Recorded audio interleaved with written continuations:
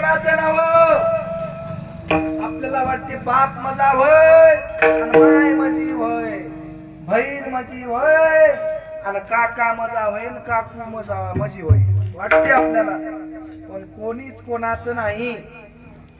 संसारात सुख नाही हुशारी कुणाचे गणगोत्र कुणाचे घर, धनसंपत्ता जवळ आहे जमले पहा सारे, संकटाची वेळ आली उरावर मारे, साथी तुझ्या कोणी नाही एकटाच कुणाचे गणगोत्र कुणाचे घर. महाराज समोर जाऊन सांगतात कुणाचा चुलता काका कुणाचा मामा, बायकोचे गणगोत्र काय नाही कामा, स्वार्थ लोभी माया सारी दावीवर कुणाचे गणगोत्र कुणाचे. शेवटच्या चरणामध्ये खूप सुंदर सांगितलं त्या दासानं. शेवटच्या चरणामध्ये सुद्धा सांगितलं अमरा हे रूप तुझे तुला झालाय ब्रह्म, सद्गुरूची पाय धर सत्य कळेल वर्म, दुनिया दास सांग्या अभ्यास चिकाटणी कुणाचे गणगोत्र कुणाची. म्हणून महाराज कोणीच कोणाचं नाही, म्हणून आपापल्या जीवाचं शहीद करण्यासाठी त्या आनंदाचं भजन करा. दत्ता प्रभू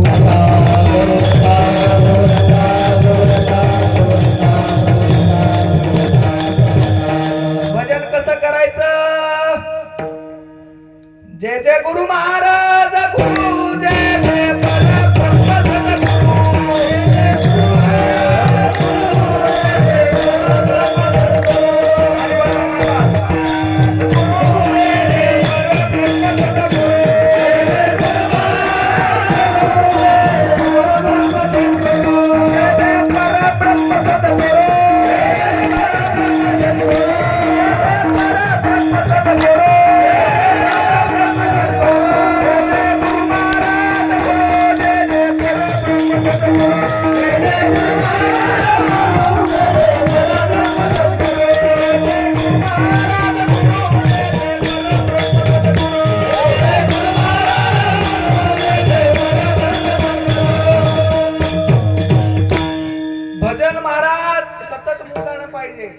आपला काय विषय चालू होतं? पदाचं 40 पद झाले, 42चा भाव धरा म्हणायला लागले. आता 42व पद काकड्यामध्ये सांगितलंय. तुझे स्वरूप पाहता मनाई झाले गुणमन आणि शुद्ध लक्षण पदी मजला काकड्यामध्ये 42व पद सांगितलं. आता राहिलं ते 43व शेवटचं पद, ते त्या दत्त महाराजाचं गाव, ते काकड्याच्या शेवटच्या चरणामध्ये सांगितलंय. पूर्णानंद पदी म्हणे मोरोनिया ठेले,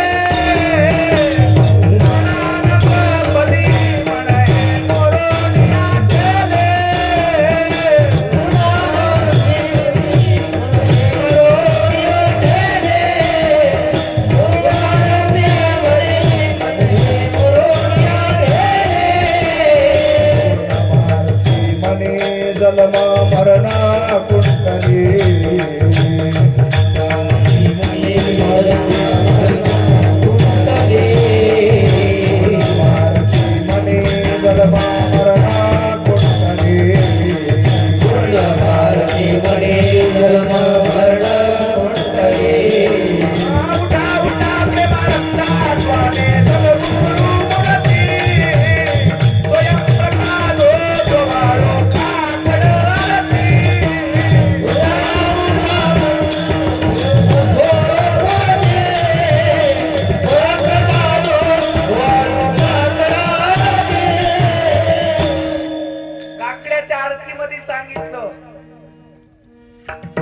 आनंद पदे मन हे मुरून या ठेले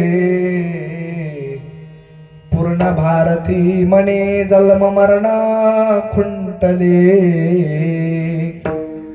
उठा उठा प्रेमानंदा स्वामी सद्गुरु मूर्ती स्वयं प्रकाश वाळू काकड आरती म्हणून महाराज आपल्याला हे सगळं सांगायचं आहे आणि त्या दत्त प्रभूचं भजन करायचं आहे. भजन करत असताना महाराज सांगतात तुमच्या घरी जर देवाला आणायचं असेल तर महाराज सांगतात दोनच साधना. आता अभंगाच्या पहिल्या साधन करी हे दोन साधन करी हे दोन साधन करी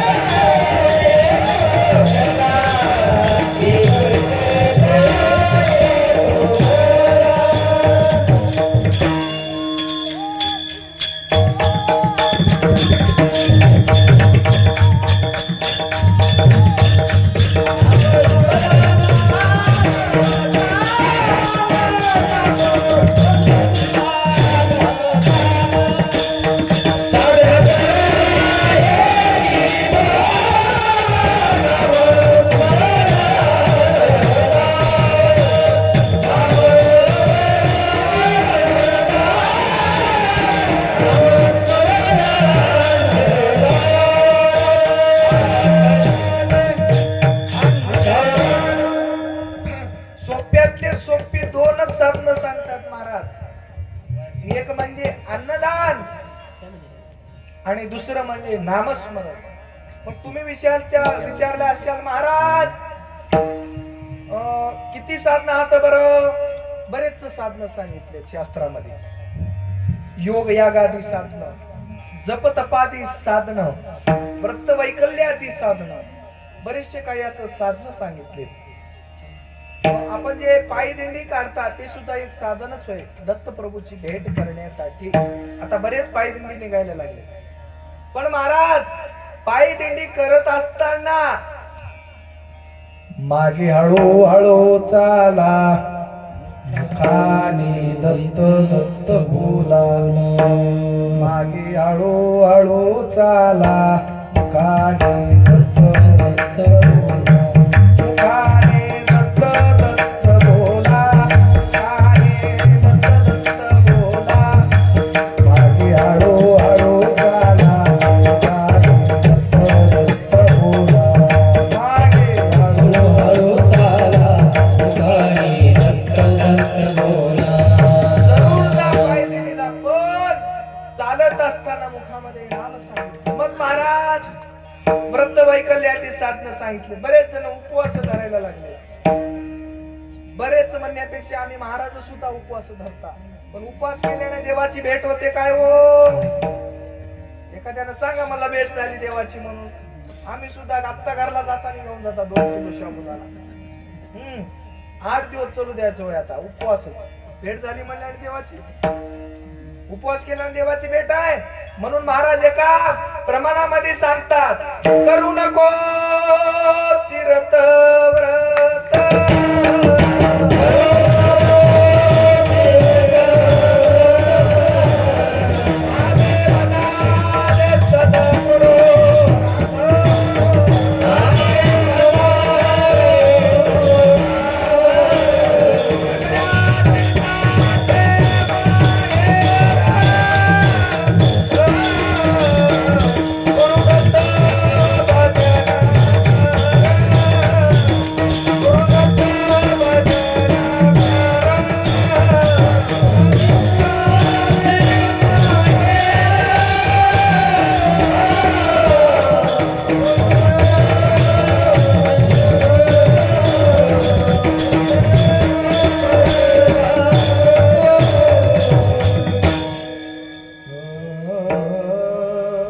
एका प्रमाणामध्ये महाराज सांगतात, करू नको तीर्थ व्रत, भावाने भजावे सद्गुरुनाथ. सगळ्या तीर्थाच माहेर गुरुदत्त भजन कर. महाराज सांगतात उपवास धरण्याची सुद्धा गरज नाही. उपवासामध्ये बरेच प्रकार पडले. काही जण म्हणाले महाराज फळ खाऊन राहाव. काय खाऊन राहाव? फळ म्हणाले. त्याला दर फळ चालून ठेवायलाय. शेप खाय, चिकू खाय, अंगूर खाय, टरबूज खाय, खरबूज खाय. नंबर 1 शेप सारखी गाला होऊन गेले. शेप खाऊ खाऊ फळावर त्याचा लोड. मग फळ खाणाऱ्यावर एक शास्त्र निघालं, अरे बाबा तुझे फळ खायला लागलास ते फळ पक्षासाठी होत, तुझा काय अधिकार आहे त्या फळावर? असं म्हणल्याबरोबर त्यानं फळ आणणं बंदच. हाय ते बी फेकून दिलं नाही. नको मला फळ खाणं बंद. मग काही जण म्हणले महाराज दूध पिऊन राहिलं तरी जमते वाटायलंय. सकाळ दुपार संध्याकाळी 1-1 लिटर पियालाय गडी. धनकास दुधावर. अरे बापू ते दूध पियालेलं बघलं त्याच्यावर बी शास्त्र काढलंय. गाय दूध द्याली, गाय दूध द्याली वासरासाठी, म्हैस दूध द्याली वगारासाठी. आणि तुझा काय अधिकार आहे दुधावर? म्हणल्याबरोबर त्याला मला अरे बापू दूध बी पियाला जमणार, दूधही बंदच. बरोबर बरोबर काय कराव? काय नाही, फक्त नमक बदलाव, फक्त मीठ बदलाव आणि 2-3 टाइम रट्टावून पोहे चालू द्या. नंबर 1 शाबुदाना चमचे आलू टाकले. फक्त मीठ बदला आणि 2-3 टाइम रट्टावून चालू द्या. बरेच जण मीठ बदलून चालू केले. मग काही शास्त्र म्हणायला लागले उपवास धरायचा आचल निरंकाळ धरा, थुका सुद्धा गिळायचं नाही. त्यानं मला अवघड दिसाले घरानं. उपवासाचं घराणं बंदच. याच्यानं सुद्धा देवाची भेट नाही. उपवासानं सुद्धा व्रत वैकल्याची साधना केला तरी भेट नाही. मग समोर चालून तीर्थव्रताची साधना सांगितली. बरेच जण तीर्थाला जातात. बरेच जण काशीला जाय, 4 धामला जाय, 12 ज्योतिर्लिंगाला जाय, कुठं जरी गेलास अंगातला जर अहंकार आणि अंगातला जर गर्व गेला नसेल तर भक्ती सफलच नाही. दत्ता प्रभू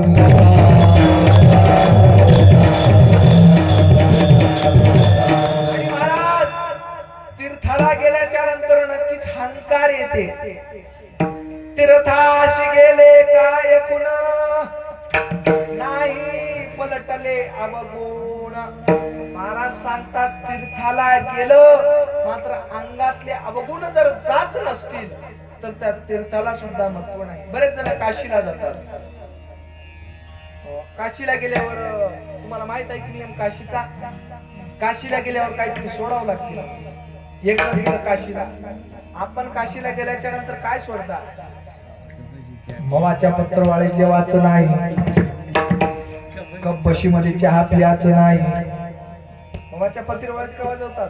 वर्षाला एकदाच की मित्राचं तवा.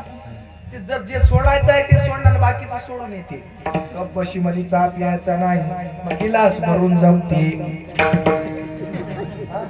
गिलास भरून जमायला लागते. मग गेला महाराज एक जण काशीला, नंबर 1 काशीची यात्रा झाली आणि झाल्याच्या नंतर गावात आलं आणि आल्याबरोबर पारावर उतरलं महाराज. कोणतंही माणूस देवदर्शन केल्याच्या नंतर येऊन आधी देवाचं दर्शन घेते, आपल्या गावाचं ग्रामदैवतेचं. उतरलं महाराज पारावर आणि नारळ वगैरे फोडलं आणि त्या देवाला सुद्धा एक नारळाचा उडालेला तुकडा नेऊन ठेवला. उडालेला बरं, साबित नारळ ठेवला माणूस. जे फोडताना जे उडालंय त्याच्याकडेच लक्ष, आणि जे उडालंय ते नेऊन देवापाशी ठेवायचं. माझी सुनबाळा ती होऊ दे, माझ्या बोरला पाणी लागू दे, शेतीमध्ये पीक चांगलं येऊ दे. त्याच्यावर उडालेल्या तुकड्यावर देव काय येडा आहे काय? मग पारात फोडलं नारळ, जे पारावर बसलेले होते त्याला जाऊन वाटायला लागलं. आणि आमच्यासारखं एक रिकामं माणूस तिथं बसलो होतं झाडा खाली. ठीक आहे, त्यालाही प्रसाद वाटला. बरोबर बरोबर. कशाचा वय प्रसाद? काय नाही महाराज, काशीला गेलतो. बरोबर बरोबर. कस झाली यात्रा? नंबर 1. बरोबर. काशीला गेल्यावर तुम्हाला माहित आहे की नाही? हा, मला माहित आहे. मला काशीला गेल्यावर काहीतरी सोडावं लागते. बरोबर बरोबर. तुम्ही काय सोडल्या? काय नाही म्हणला बाबा, मी राग सोडलो. मला बरं काम केलं हो, तुम्हाला लय राग होता, राग सोडलेलं बरं काम केलं. बरोबर महाराज. ते 10-5 मिनिटांना प्रसाद वाटून आणून त्याच्याकडे गेलं. त्यानं बोलले इकडे रे इकडे. काय झालं? बरं कुठे गेलत्या? काय नाही म्हणला काशीला गेलो. बरोबर बरोबर. काय सोडल्या? काय नाही म्हणला राग सोडलो. बरोबर बरोबर. लय बरं झालं हो, लय गावामध्ये तुम्ही भांडणं करत गेलत्या, बरं झालं राग सोडले, बरं झालं बाबा. अजून महाराज ते हिंडू लागले, याला बोलले त्यानं असलेल्या रिकाम्यानं. आता रिकामा नारद, गावाचा नारद कसरा तुम्हाला माहित आहे. कळीचा नारद आणि गावानं पुऱ्या कळच करते. दत्ता प्रभू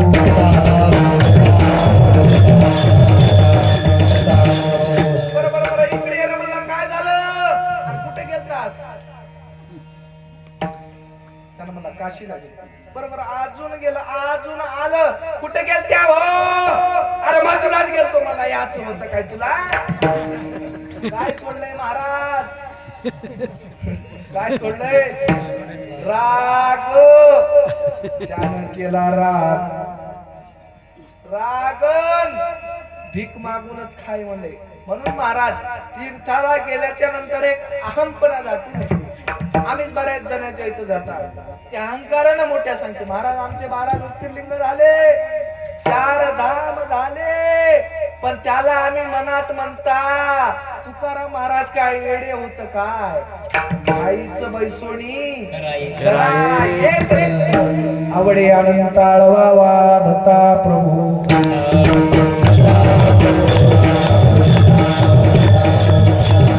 महाराज समोर जाऊन अजून साधना सांगितले. योग यागादी साधना कोण केलं महाराज? योग यागादी साधना आपल्या मुक्ताईला शरण जावं लागलं. त्याचं नाव काय महाराज? सांगदेव. सांगदेवाने महाराज योगाच्या बळावर 1400 वर्ष जिवंत राहिला होता. कशाच्या बळावर? योगाच्या साधनेला. महाराज त्याच्यावर सुद्धा उभी आहे. योगाच्या वाटा जे निघाले सुबटा, तया दुःखाशीच वाटा भाग्याला. महाराज योगाची साधना केल्या तर दुःखच प्राप्त होते. 1400 वर्ष जगलेला चांगदेव 4 वर्षाच्या मुक्ताईला शरणागती पत्करावी लागली. 4 वर्षाच्या मुक्ताईला त्याची योग याज्ञा झाली का महाराज सफल? 4 वर्षाच्या लेकराला जेव्हा त्याला पाया पडावं लागते, शरणागती पत्करावी लागते. योगाच्या साधनेने सुद्धा देवाची भेट. वायाचे उपाधी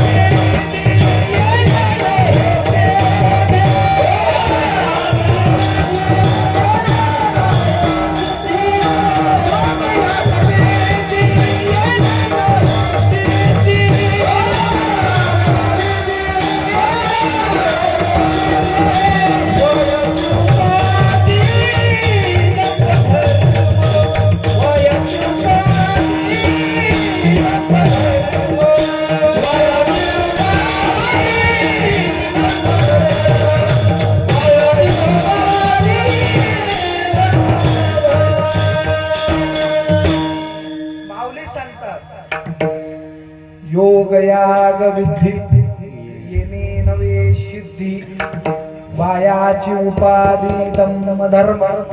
समोर सांगतात सिद्धी लावी पिशे, होन तया पुशे, नेले राजहंसे पाणी काय. 4 वर्षाच्या मुक्ताईला शरणागती महाराज अभंगामध्ये सुद्धा सांगितलंय. भवनदीचे पाणी रे गड्या, मोठे ओढीते, भल्या भल्या पोहणाऱ्यांना उलखोली पाडी. नाविदेचा पुरगड्या वेगी ओसरेना, कल्पना सुसरीची सोडिता सुटीला. उलट उलट मागारा गड्या फिरगोती काशी, अन भरला पोरमाई चालून वाहुया जाशी. मनी मुक्ताई जान चांगया अंतरीची खून, जा सद्गुरुला नीतील दारुण. उलट उलट मागारा गड्या फिरगोती खाशी, अन भरला पुरमाई चालून वाहुया जाशी. अभंगामध्ये सांगितलं महाराज योगानं सुद्धा देवाची भेट नाही. बरेच जण यज्ञ करायला लागले, यज्ञानं सुद्धा देवाची भेट नाही महाराज. असंच पंडू राजानं 100 यज्ञ केले महाराज. यज्ञ किती करावं लागते? किती करावं लागते यज्ञ? काय 1-2 यज्ञ केल्याने देवाची भेट आहे काय? ते 100 यज्ञ केल्याच्या नंतर कुठेतरी स्वर्ग फळाची प्राप्ती आहे महाराज. पंडू राजाचे 99 यज्ञ झाले. यज्ञनिक क्रिया करुणी स्वर्गगती, यज्ञनिक क्रिया करुणी स्वर्गगती, यज्ञनिक क्रिया करुणी स्वर्गगती, यज्ञनिक क्रिया करुणी स्वर्गगती, यज्ञनिक क्रिया करुणी स्वर्गगती, यज्ञनिक क्रिया करुणी स्वर्गगती, यज्ञनिक क्रिया करुणी स्वर्गगती, यज्ञनिक क्रिया करुणी स्वर्गगती.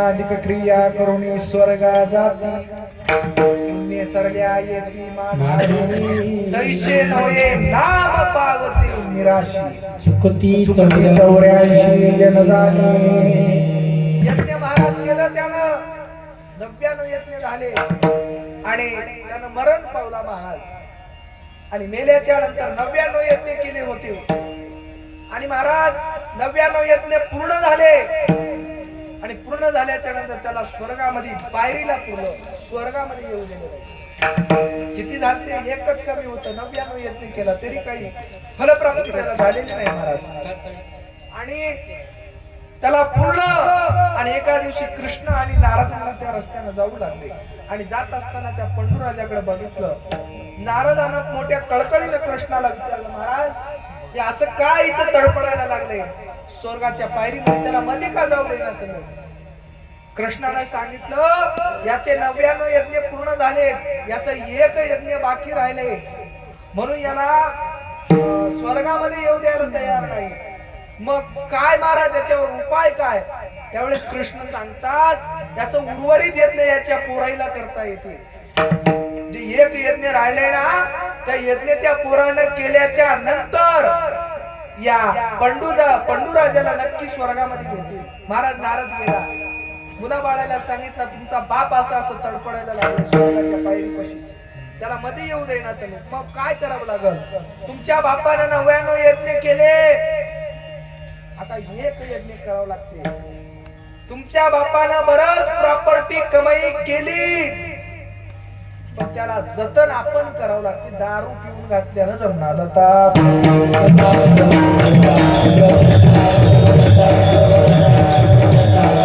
महाराज 99 यज्ञ झाले आता एक यज्ञाची तयारी संपूर्ण मुलानं महाराज आपल्या हिशोबामध्ये ते मंडपच टाकला होता 2 कोटीचा. 2 कोटीचा मंडप. ते यज्ञ करत असताना साधे ब्राह्मण जमना काशीची आणावं लागते आणि ते ब्राह्मण किती पैसे घेईल त्याचा हिशोब नाही. चंदनाचे लाकडं आणावं लागतात. महाराज त्या यज्ञामध्ये तूप टाकावं लागते. माणूस जर खातो म्हणलं तर त्याला थेंब सुद्धा तूप द्यायला जमणार त्या इस्त्यात टाकून जाळावं लागते. मग महाराज यज्ञ झालं आणि यज्ञामध्ये अन्नदानही भरपूर झालं. बरेचसे काही लोक जेवून गेले काही फरक पडलेले नाही आणि महाराज त्या यज्ञामध्ये शुक असणार ब्रह्मवेत्या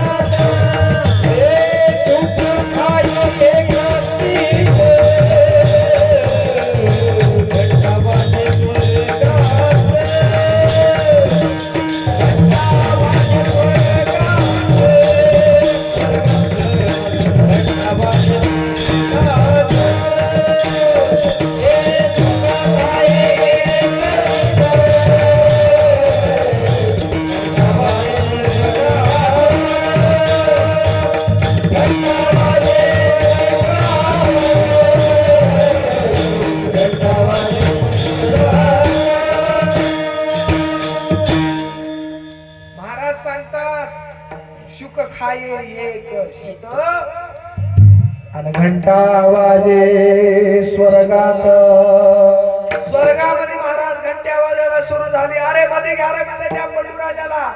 महाराज त्याला उचलले की स्वर्गामध्ये घेऊन टाकले. झालं कशामुळं अन्नदानामुळं त्याला मध्ये टाकले. यज्ञ केलेला फायदा काहीच झालेला नाही. अन्नदान करा नाम स्मरण करा. दत्त महाराज तुमच्या घरीच येतात अभंगाच्या दुसऱ्या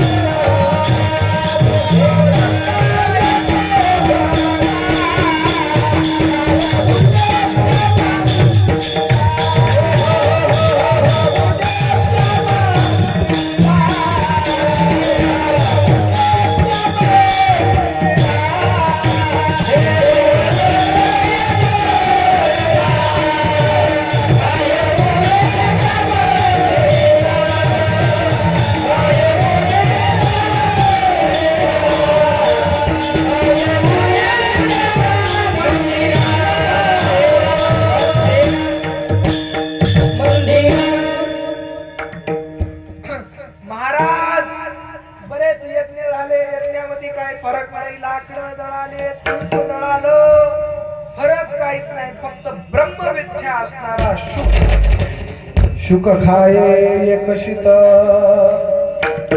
घंटा वाजे स्वर्गात. शुक म्हणजे आपल्याला